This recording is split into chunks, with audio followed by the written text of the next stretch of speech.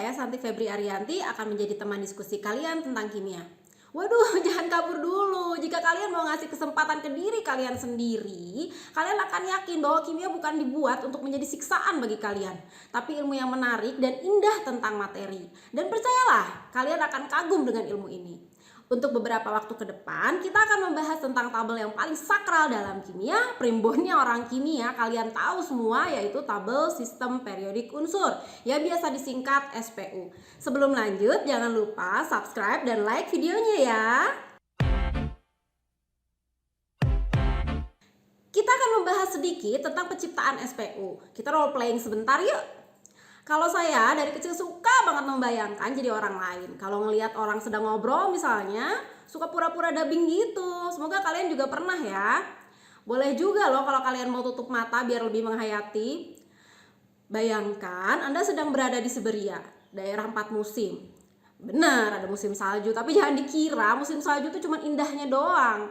Tapi juga sangat dingin, butuh biaya tinggi untuk bisa melewati musim dingin tersebut. Perlu pakaian tebal, kayu bakar, tanaman juga sulit tumbuh di musim dingin. Oke, Anda adalah seorang anak laki-laki berusia 13 tahun di kota kecil Siberia. Ayah Anda seorang profesor, namun sekarang sudah jadi buta sehingga kehilangan penghasilan dan melarat. Anda mewarisi kepintaran ayah Anda sehingga kemungkinan besar juga bercita-cita untuk menjadi ilmuwan. Anda punya lebih dari 10 saudara laki-laki dan perempuan, sehingga jangankan untuk bersekolah, makan saja sulit. Tiba-tiba ayah Anda meninggal, sehingga hidup keluarga kalian semakin sulit lagi. Demi menghidupi keluarga, ibu Anda bersusah payah membuka kembali pabrik kaca yang terbengkalai dekat keluarga kalian tinggal. Setahun kemudian pabriknya terbakar. Di situasi yang sudah sangat terpuruk ini, ibu kalian meninggalkan saudara-saudara Anda yang kemungkinan sudah cukup dewasa dan mempertaruhkan segalanya untuk masa depan Anda. Ia mengepak barang-barang Anda, mengikatkannya ke seekor kuda dan bersama-sama dengan Anda naik kuda sekitar kurang lebih 2000 km melalui pegunungan Urai ke sebuah universitas di Moskow. Di sana, ia demi kepentingan Anda memohon dengan sungguh-sungguh agar Anda diterima di universitas tersebut. Tapi pihak universitas menolak Anda. Jadi bersama ibumu, Anda naik kuda lagi sejauh kurang lebih 650 km ke Saint Petersburg, di mana adalah alma mater ayah Anda. Tuhan mendengar doa ibu Anda dan mungkin juga pihak Saint Petersburg melihat perjuangan luar biasa dari ibu Anda tersebut. Akhirnya Anda diterima.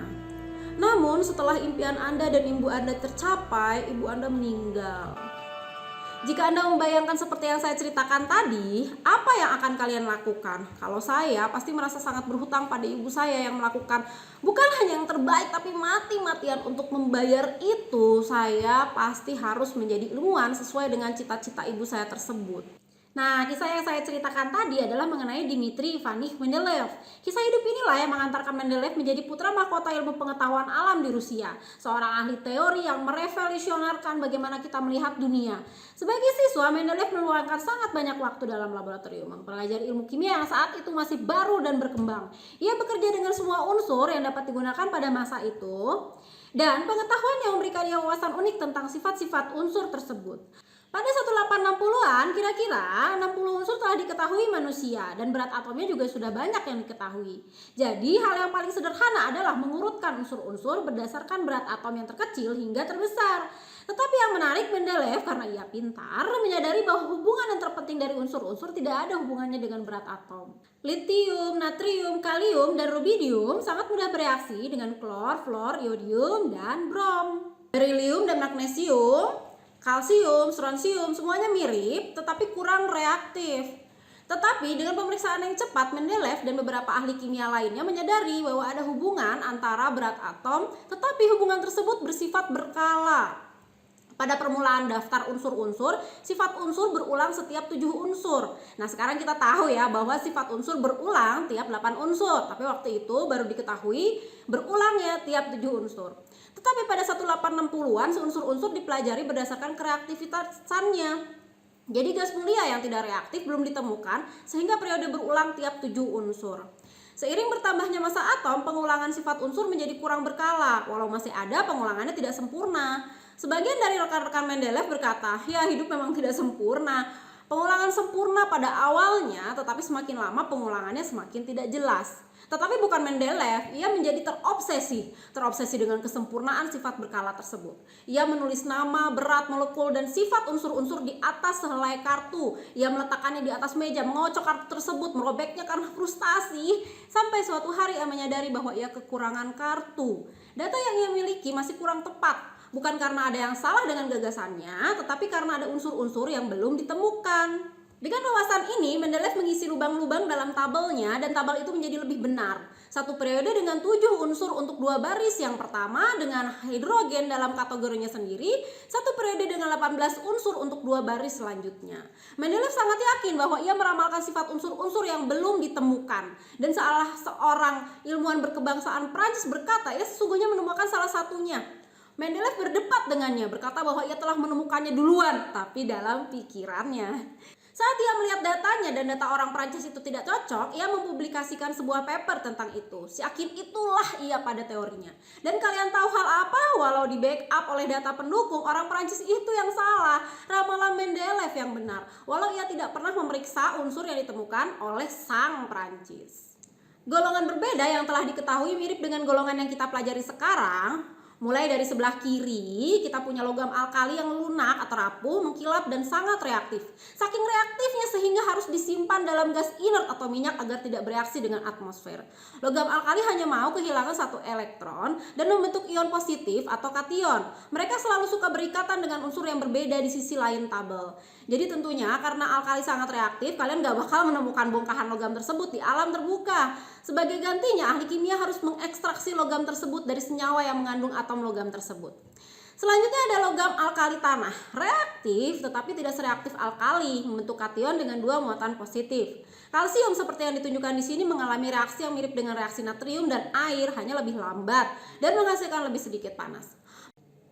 Bagian tengah tabel terdiri dari logam transisi. Logam-logam inilah yang biasanya kalian sebut sebagai logam dengan besi, nikel, emas, dan platina. Mayoritas unsur-unsur adalah logam. Mereka lumayan tidak reaktif, penghantar panas yang baik, tetapi yang lebih penting bagi kita adalah penghantar listrik yang sangat baik. Mereka mudah ditempa, dapat dibengkokkan, dibentuk, dan dijadikan lembaran. Mereka sangat penting dalam kimia, tetapi secara keseluruhan, masing-masing dari mereka sangatlah mirip. Di bagian kanan, di samping golongan gas mulia, halogen dapat membentuk gas yang sangat reaktif yang membentuk ion negatif atau anion dengan 1 muatan negatif. Dan sangat suka bereaksi dengan logam alkali dan alkali tanah. Bagian persegi panjang ini di antara halogen dan logam transisi mengandung logam, metaloid, gas, dan non-logam. Unsur-unsur ini tidak membentuk ion kecuali Anda memberi perlakuan ekstrim dan menembakkan ion ke mereka. Akhirnya pada ujung paling kanan yang juga belum ditemukan pada tabel ini disusun oleh Mendeleev, gas mulia yang benar-benar tidak reaktif. Seperti kebanyakan ilmuwan yang obsesif, Mendeleev tidak pernah berpikir bahwa ia selesai dengan tabelnya. Jadi tabelnya tidak dipublikasikan untuk waktu yang cukup lama. Hanya dipublikasikan sebagai bagian dari buku cetak kimia yang baru yang ditulisnya sebagai cara cepat untuk mendapatkan uang yang saat itu ia butuhkan.